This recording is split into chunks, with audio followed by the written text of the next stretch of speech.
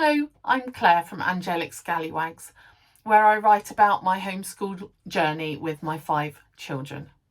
When my guys are little, we tend to do book units where we just focus on a favourite book over the week and we do lots and lots of activities alongside that book. From about the age of 5 to maybe around 12, we do history units. As teenagers, they move more into interest-led learning where their dreams and their own aspirations for their life come into play.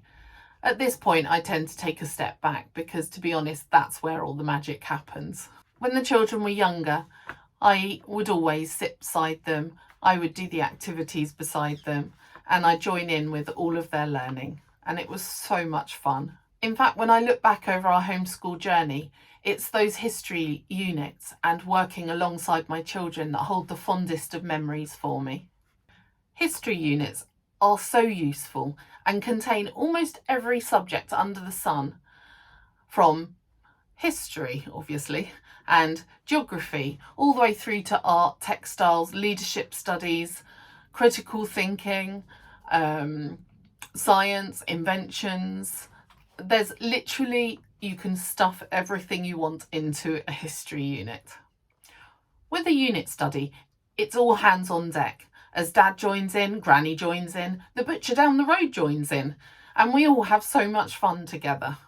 Learning as a family allows us to encourage the children's strengths. It also allows us to navigate their weaknesses or the things that they struggle with. And it allows us to do it all working as a team and for the common good. Homeschooling has been the biggest blessing of our lives.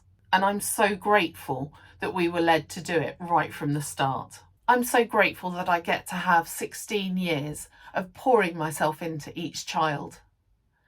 It's been an enormous privilege and a very, very special time in my life.